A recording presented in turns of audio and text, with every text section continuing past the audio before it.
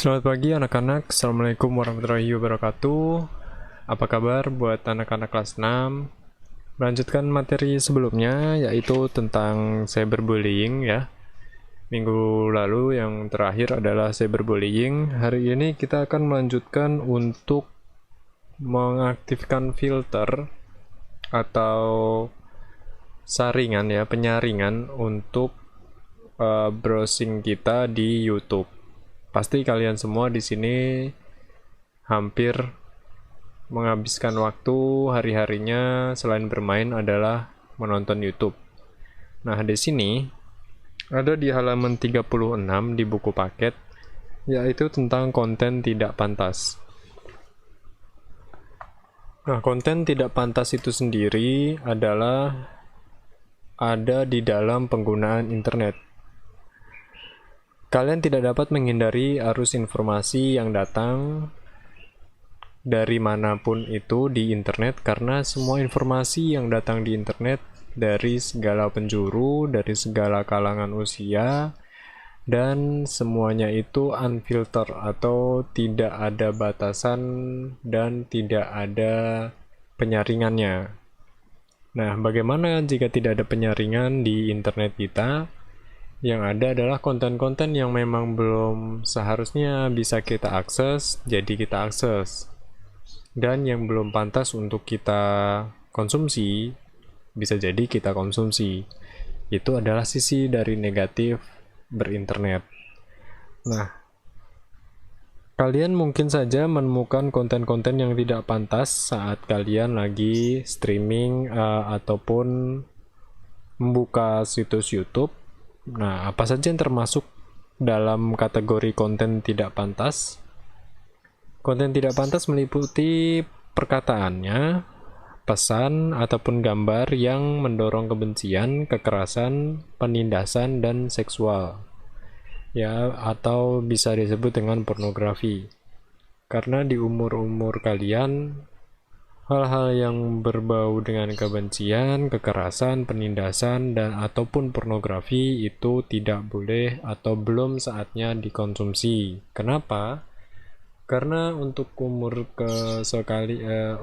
kalian ini belum bisa membedakan mana yang baik dan mana yang buruk, seperti itu.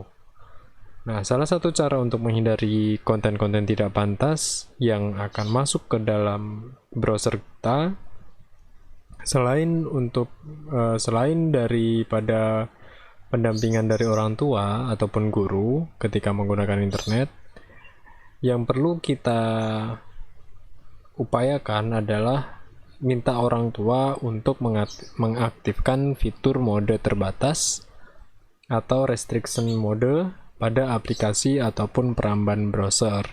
Nah, apa itu restricted mode? Nah, restricted mode itu adalah restriction di mana kita tidak boleh mengakses situs-situs ataupun halaman-halaman yang tidak pantas untuk kita. Nah, selain itu, kamu juga bisa menggunakan mesin pencari yang ramah anak seperti Kidal, ya, browsernya atau search engine-nya yang biasanya kita menggunakan google.com, bisa menggunakan Kidal, terus DuckDuckGo ataupun Kidrack. Nah, search engine itu ramah bagi anak-anak. Salah satu situs atau aplikasi yang memiliki fitur mode terbatas adalah YouTube. Nah, bagaimana cara mengaktifkan fitur mode terbatas pada situs YouTube? Perhatikan video dari Bapak ini akan menjelaskan langkah-langkah untuk mengaktifkan mode terbatas tersebut.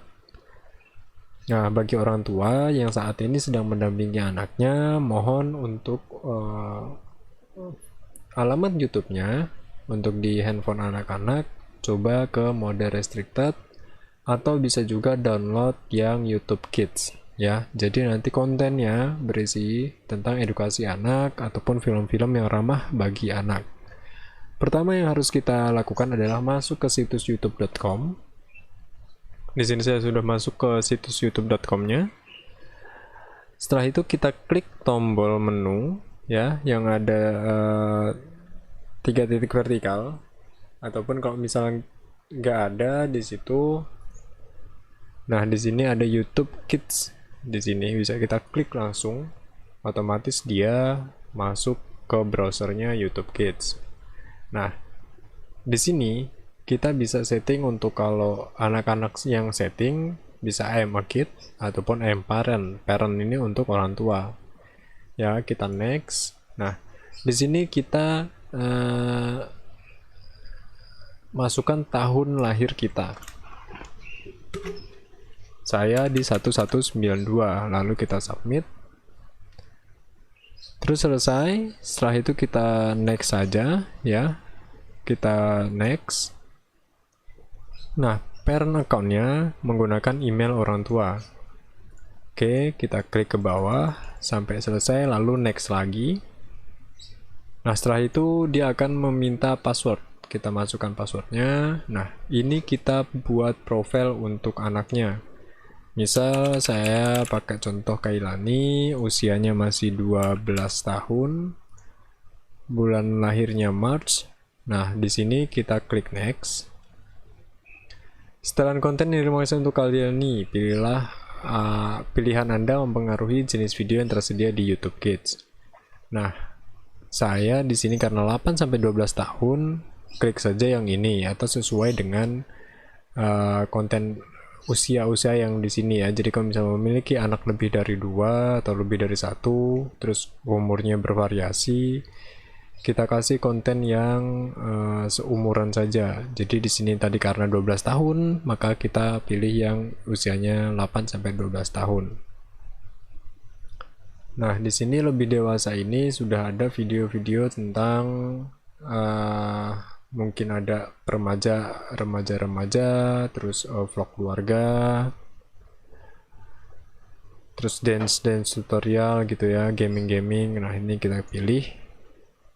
Nah, Anda ingin mengaktifkan atau menonaktifkan penelusuran. Nah, ini penelusuran itu yang ada di search-nya. Kalau saya aktifkan saja penelusurannya agar anak-anak lebih bisa mengeksplor yang ada di otak mereka untuk melihat apa yang perlu mereka cari. Setelah selesai, kita aktifkan tadi, kita tunggu sampai nanti dia membuat profilnya berhasil dibuat. Nah, setelah itu kita klik berikutnya. Selesai.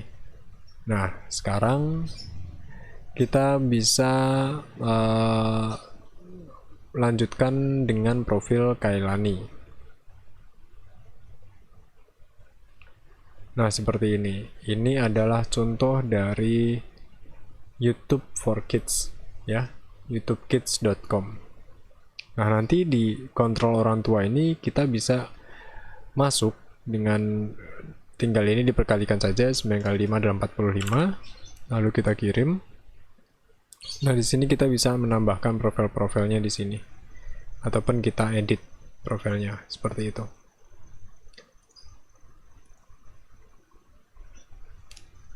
Nah, bagaimana kalau kita mau setting yang ada di YouTube-nya?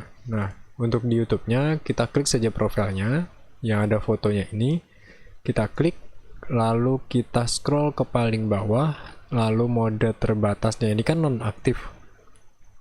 Bagi anak-anak bisa langsung klik di sini, lalu di sini keluar lagi. Mode ini membantu menyembunyikan video berpotensi mengandung konten dewasa, tapi tidak 100% akurat. Oke, jadi walaupun kita sudah mengaktifkan ini, tapi tidak 100% akurat.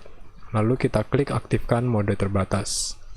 Setelah itu akan merefresh dan keluar tampilan-tampilan sesuai dengan umur yang login di sini, seperti itu. Oke anak-anak, materi hari ini sudah cukup sampai di sini saja. Yang mana tadi kita membahas untuk materi di halaman 36 sampai dengan 38, ya.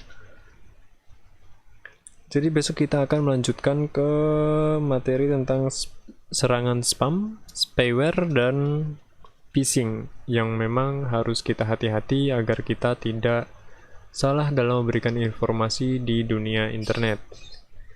Stay safe and stay at home. Jangan lupa menggunakan masker jika kita bermain keluar rumah.